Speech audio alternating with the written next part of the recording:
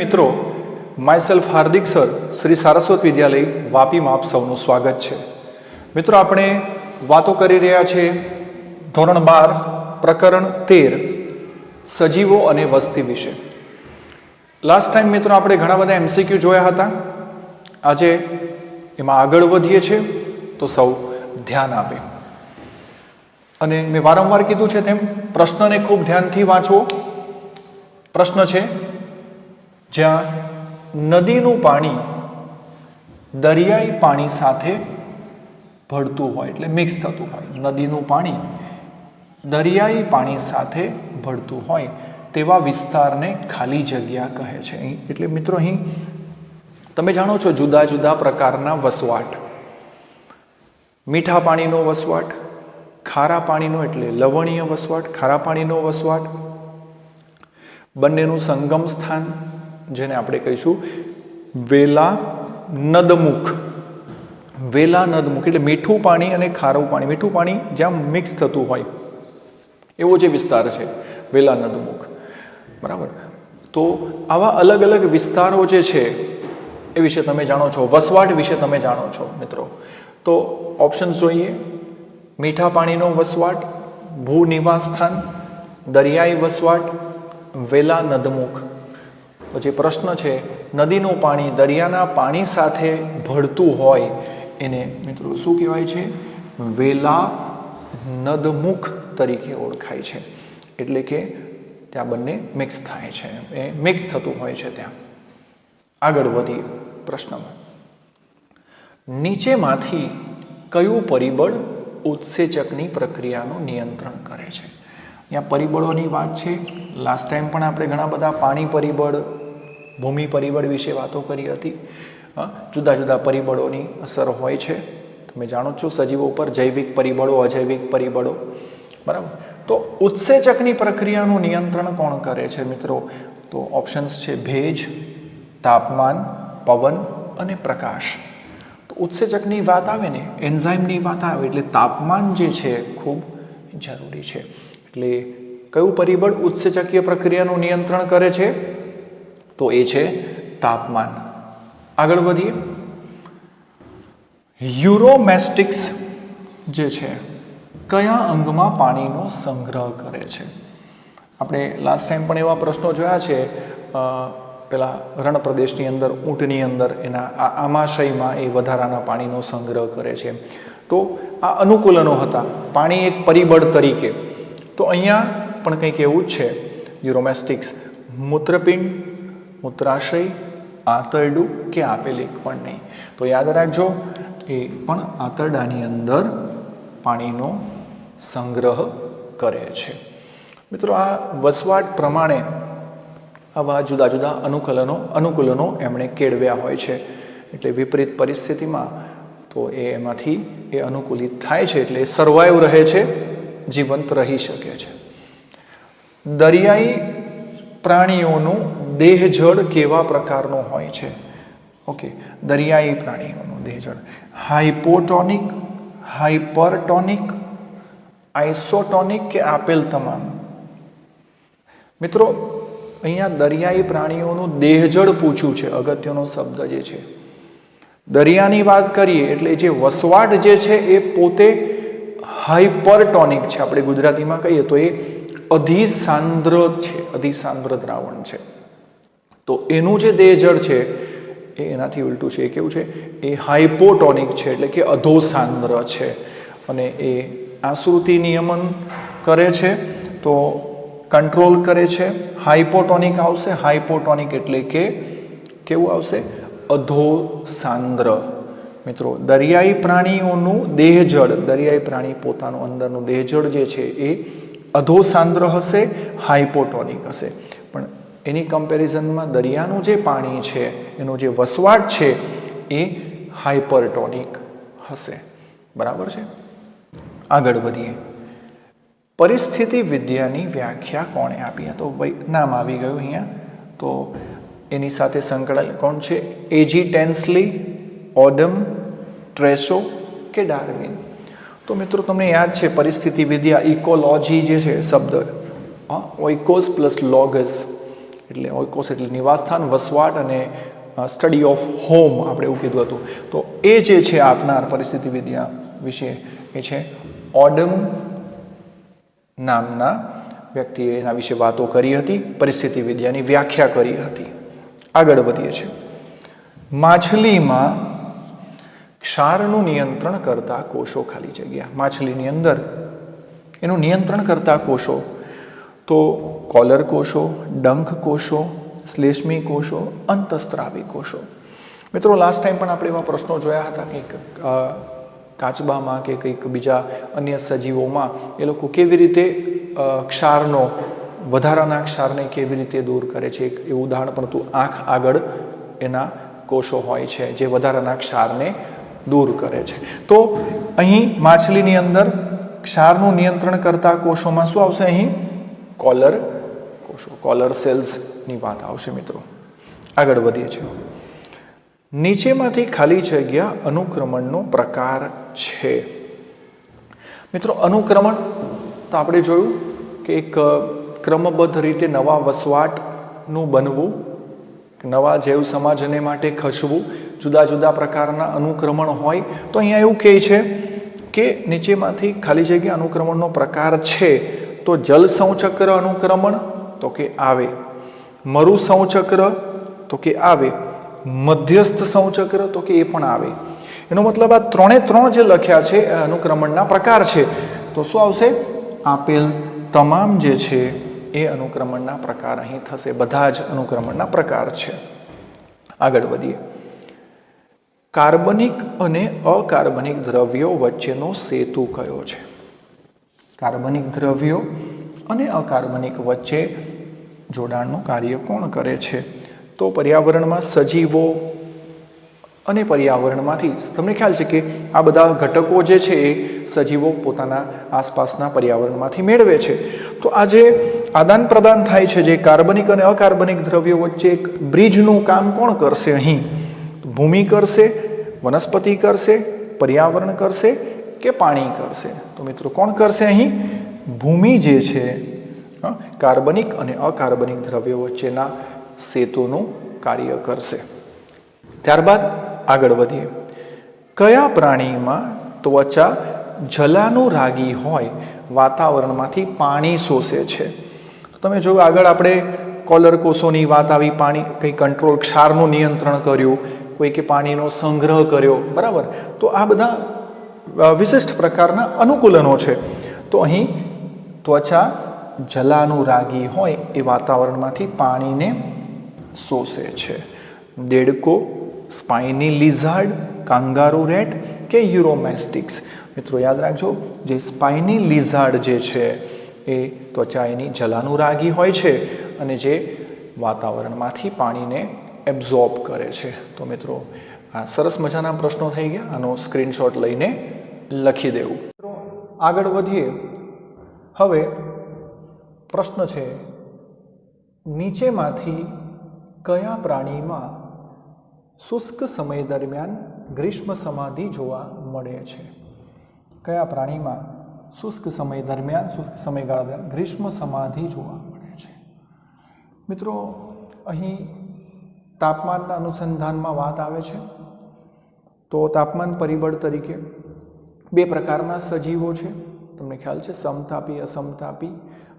ઉષ્ણ રુધિરવાળા અને શીત રુધિરવાળા. આપણે ઉષ્ણ રુધિરવાળા સમતાપી સજીવો છે જેનું બોડી ટેમ્પરેચર જે છે એ કેવું છે? કોન્સ્ટન્ટ છે, બરાબર છે. તો અહીં કોણ જે છે શુષ્ક સમય દરમિયાન ગ્રીષ્મ સમાધિમાં જોવા મળે છે? દેડકો, કાંગારૂ રેટ, પ્રોટોપ્ટેરસ. મિત્રો આ બધા જ એવા છે કે જે કેવા છે? અસમતાપી છે. અને આવા સમય દરમિયાન એમણે ગ્રીષ્મ સમાધિમાં, એટલે એને આપણે ડોર્મન્ટ પીરિયડ, ડોર્મન્સીમાં એ ચાલી જાય છે. એટલે પોતાના ચયાપચયના દરને બધું સ્લો થાય છે ત્યારે. તો એ એક પ્રકારનું અનુકૂલન જ છે આ બદલાતા તાપમાનની સામેનું. આગળ વધીએ મિત્રો. ગેલેપેગોસ ટાપુ પર બકરીના આગમનથી કયા પ્રાણીનો નાશ થયો? મિત્રો આ એક ગેલેપેગોસ આઇલેન્ડ નામ સાંભળ્યું છે તમે, જેની ચાર્લ્સ ડાર્વિને મુલાકાત લીધી હતી. અને ત્યાં બકરીના આગમનથી એટલે એની જે વધુ પડતી ચરવાની ક્ષમતા, ચરે વધારે પડતું ચરે ઘાસને, એના કારણે કયા પ્રાણીનો નાશ થયેલો? તો ત્યાં મિત્રો એક વિશિષ્ટ પ્રકારના એબિંગડન ટર્ટલ્સ, જે એબિંગડન કાચબા, તો એનો નાશ થયો હતો. તો યાદ રાખજો, ટાપુનું નામ ગેલેપેગોસ આઇલેન્ડ છે અને બકરીના આગમનથી, તો ઓપ્શન એનાબસ, એબિંગડન કાચબા, ઓયસ્ટર કે એસ્ટેકસ. તો મિત્રો અહીં આ જે એબિંગડન ટર્ટલ જે છે એનો નાશ થયો હતો. આઇલેન્ડનું નામ યાદ રાખજો, ગેલેપેગોસ. તો આના પરથી પૂછે એબિંગડન ટર્ટલ ક્યાં જોવા મળતા હતા? તો એ ગેલેપેગોસ. પ્રશ્ન છે, માનવ વસ્તી કેવા પ્રકારનો વસ્તી વૃદ્ધિ આલેખ દર્શાવે છે? જે આકારનો, એસ આકારનો, ઝેડ આકારનો, આપેલ એક પણ નહીં. તો તમે જે વસ્તી વૃદ્ધિના ગ્રાફ જુદા જુદા પ્રકારના જાણો છો, તો એમાં એસ આકારનો આલેખ આપણે જોઈએ, જેને સિગ્મોઇડ આલેખ કહીએ છીએ.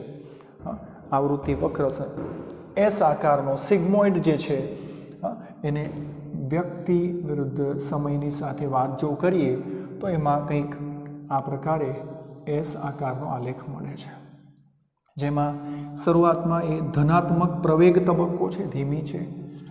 ત્યારબાદ લઘુ ગુણકીય તબક્કો, ત્યારે ઝડપી થશે. ઋણાત્મક, ત્યારે ધીમું પડે અને પછી સંતુલનની સ્થિતિ આવે છે. એટલે આ સંખ્યા વિરુદ્ધ સમયની અંદર આ રીતે વસ્તી વૃદ્ધિ બતાવી શકાય. તો આલેખ જે મળે છે એ કેવો છે? અહીં એ એસ આકારનો વસ્તી વૃદ્ધિ આલેખ મળે છે. મિત્રો આગળ વધીએ.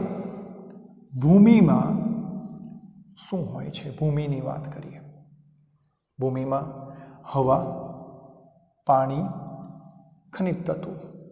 બીજો ઓપ્શન છે ખનિજ તત્વો, કાર્બનિક દ્રવ્યો, પાણી. ત્રીજું ખનિજ તત્વો, કાર્બનિક દ્રવ્યો, હવા, પાણી. ચોથું કાર્બનિક દ્રવ્યો અને પાણી. મિત્રો યાદ રાખજો, એની પાસે ખનિજ તત્વો પણ છે, કાર્બનિક દ્રવ્યો પણ છે, હવા પણ છે અને પાણી પણ છે. તો આ બધા જ આવશે. એટલે ભૂમિમાં શું હોય છે? તો ખનિજ તત્વો, કાર્બનિક દ્રવ્યો, હવા અને પાણી. અહીં તમામ સરળ પ્રશ્ન છે પણ ગૂંચવાઈ શકે. તો આગળ વધીએ છીએ. કવકમૂળ શેનું ઉદાહરણ છે? કવકમૂળ. તો આપણે ફરીથી પહેલાં આંતર સંબંધોને યાદ કરીએ. આંતર સંબંધો પરથી ઘણા બધા ઉદાહરણો આપણે જોયા છે મિત્રો. અંતઃ પરોપજીવન, સહજીવન, બાહ્ય પરોપજીવન કે પ્રતિજીવન. તો જે કવકમૂળ, આપણે એમાં ઉદાહરણ તમને યાદ હશે, માઇકોરાઇઝા ફંગસનું ઉદાહરણ. અને મૂળની સાથે એનો જે સંબંધ છે એ પ્લસ પ્લસ વાળો બંનેને, બરાબર છે. એટલે કેવો સંબંધ થયો? પ્લસ પ્લસ વાળો, એટલે બંનેનો ફાયદાવાળો સંબંધ, જેને આપણે સહજીવન કહીશું, સિમ્બાયોટિક રિલેશન કહેવાય જેને. તો એ સહજીવનનું ઉદાહરણ થશે. આગળ વધીએ છીએ મિત્રો. કયા સંજોગોમાં પૂર્વ પ્રજનન વયની વ્યક્તિની સંખ્યા વધારે હોય છે? પૂર્વ પ્રજનન વય. મિત્રો આપણે લાસ્ટ ટાઈમ બાર ગ્રાફ વિશે વાતો કરી હતી, વસ્તીને દર્શાવવા માટેના. એમાં 3 પ્રકારના આલેખો જોયા હતા. એક હતો પિરામિડ આકાર હતો, બરાબર, જે વધતી વસ્તી બતાવે છે. પછી એક ઘંટ આકાર હતો, બરાબર, જે સ્થાયી વૃદ્ધિ બતાવે છે, સ્થાયી વસ્તી બતાવે છે. અને એક ઊંધા ગળાકાર હતો, જે ઘટતી વસ્તી બતાવતો હતો. અને એમાં સજીવોને 3 ભાગમાં, પૂર્વ પ્રજનન વય, પ્રજનન વય અને પશ્ચ પ્રજનન વયના સજીવોની વાત. તો કયા સંજોગોમાં પૂર્વ પ્રજનન વયની વ્યક્તિની સંખ્યા વધારે હોય છે? તો ઓબ્વિયસલી એ વધતી વસ્તીમાં વ્યક્તિની સંખ્યા પૂર્વ પ્રજનનવાળાની વધારે હશે. પણ પેલા 12 ગ્રાફ 3 યાદ રાખજો, એના પરથી પ્રશ્ન પૂછાય છે. આગળ વધીએ. સ્પર્ધા ક્યારે તીવ્ર હોય છે? સ્પર્ધા, ફરીથી આંતર સંબંધ આવ્યા મિત્રો. આ સ્પર્ધા સજીવોમાં જે આંતર સંબંધ જોયા, આપણે પરોપજીવન પણ જોયા હતા. સ્પર્ધા એટલે જે નકારાત્મક જે રિલેશન હતા, જેમાં નુકસાન આવે છે ત્યાં. તો સ્પર્ધા ક્યારે તીવ્ર હોય? કે જ્યારે એક જ જાતિના સભ્યો વચ્ચે હોય, જુદી જુદી જાતિના સભ્યો વચ્ચે હોય, કે એ અને બી બંને, કે આપેલ એક પણ નહીં. મિત્રો જ્યારે અંદર ખાસ કરીને આપણે કહીએ કે એક જ જાતિના સભ્યોની વાત આવે ને, એક જ જાતિના સભ્યો વચ્ચે જો સ્પર્ધા થાય તો એ તીવ્ર હોય છે. તીવ્ર એટલે નુકસાન કરતા હોઈ શકે છે મિત્રો. એ કોઈ પણ સોર્સ માટે એ સ્પર્ધા કોઈ પણ સ્ત્રોત માટે હોઈ શકે. કોઈ પણ સ્ત્રોત, ખોરાક માટે અંદર લડવું કે કોઈ અન્ય કારણસર, તો એ કોઈ પણ કારણસર આવી જો અંદર સ્પર્ધા થશે તો જે તે જાતિનું અસ્તિત્વ જોખમમાં મુકાય અને એનો નાશ થવાનો પણ ચાન્સ રહે છે. તો આ જે છે સ્પર્ધા જે છે કઈ તીવ્ર છે? એક જ જાતિના સભ્યો વચ્ચે જે છે એ તીવ્ર છે. આગળ વધીએ મિત્રો. સમાજમાં સંરક્ષણનું ઉદાહરણ કયું છે? સંરક્ષણનું ઉદાહરણ સહભોજિતા, રૂપનકલ, સ્પર્ધા કે પરોપજીવન. મિત્રો સંરક્ષણની વાત આવે છે તો સંરક્ષણ માટે કેટલાક સજીવોમાં રૂપનકલ જોવા મળે. તમને ખ્યાલ છે કે પર્યાવરણની સાથે એવા મેચ થઈ જાય પોતાના શરીરના કલરને, અને એવા અંદર ખોવાઈ જાય કે એ શું થઈ જાય? એના ભક્ષકોથી બચી શકે છે. એટલે કહી શકીએ કે ભક્ષકોથી બચવા માટેના એક પ્રકારના અનુકૂલનો છે સંરક્ષણ માટે. તો એમાં આવશે રૂપ નકલ. ત્યારબાદ મિત્રો આગળ વધીએ. પુષ્પો અને પરાગવાહકો વચ્ચેના આંતર સંબંધ. પુષ્પની વાત કરીએ અને પરાગવાહકની વાત કરીએ તો પુષ્પ અને પરાગવાહક વચ્ચેનો જે આંતર સંબંધ છે એ કેવો હોય છે? પરસ્પરતાનો છે, સહભોજિતાનો છે, પરોપજીવન છે અને આપેલ એક પણ નહીં. મિત્રો તમે જાણો છો કે જે ફૂલ છે, પુષ્પ જે છે, એના ઉપર પરાગવાહક જે છે એ કીટકો છે, ભમરા છે, એ શાને માટે આવે? તો એ પુષ્પનો કોઈ પર્ટિક્યુલર ભાગને ખાવા માટે આવશે. તો એનો મતલબ એ ખાદ્ય ભાગ છે એને માટે ત્યાં આકર્ષાય છે, અથવા મધ લેવા માટે, બરાબર છે, નેક્ટર ત્યાંથી લે છે, બરાબર. તો રસ ચૂસે છે ફૂલોનો વગેરે કાર્ય માટે, એટલે એને ફાયદો થયો. અને એની સાથે સાથે પેલી જે પરાગરજ છે એ એમના શરીર પર ચોંટી જાય છે. જ્યારે અન્ય પુષ્પ પર બેસે છે ત્યારે એ પરાગરજનું ત્યાં એ વિકરણ થાય છે. તો ટૂંકમાં પુષ્પને શું ફાયદો થયો? પુષ્પને એની પરાગરજ ટ્રાન્સફર થઈ. જ્યારે અહીં કીટકોને અને વાહકોને શું મળ્યું? એને એનો ખોરાક મળ્યો એમાંથી. તો એ બંનેને ફાયદો બતાવે છે. તો પુષ્પ અને પરાગવાહકો વચ્ચેનો જે આંતર સંબંધ છે એ અહીં પરસ્પરતાનો રિલેશન છે. તો મિત્રો તમે જોયું કે ખાસ કરીને જે અહીંયા આ પ્રકરણમાં જે પ્રશ્નો આવી રહ્યા છે એ પ્રશ્નો આંતર સંબંધો પરથી આવી રહ્યા છે અને પરિબળોને આધારે આવી રહ્યા છે. પાણી પરિબળ, ભૂમિ પરિબળ, તાપમાન પરિબળ, પ્રકાશ પરિબળ.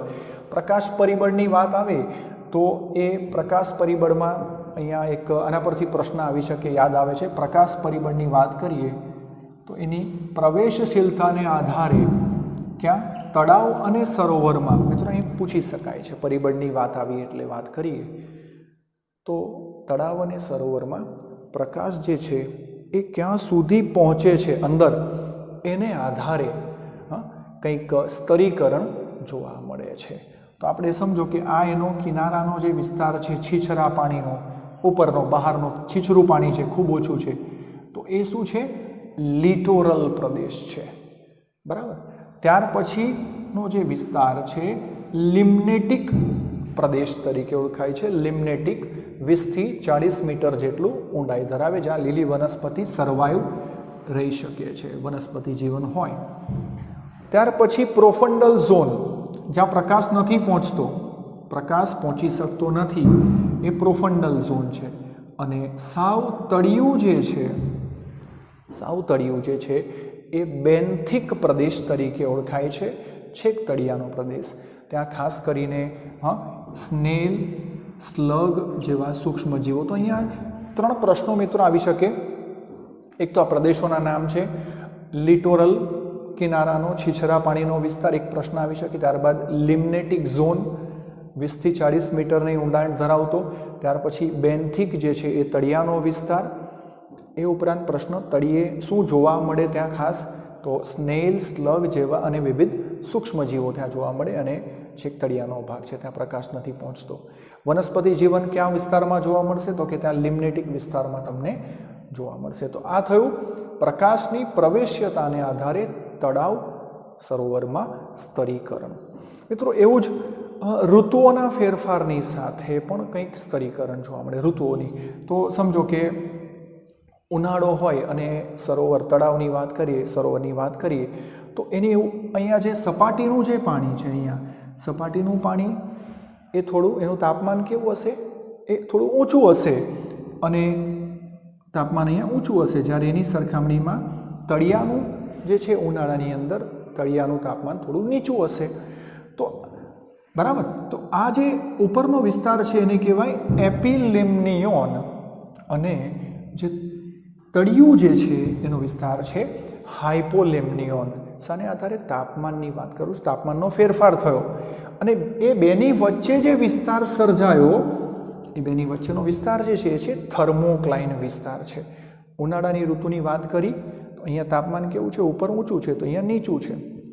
જેમ ઋતુ બદલાશે મિત્રો તેમ આખું આ સ્તરીકરણ બદલાતું જશે. એટલે આ દ્રવ્યોનું એક ચક્રીયકરણ અહીં જોવા મળશે.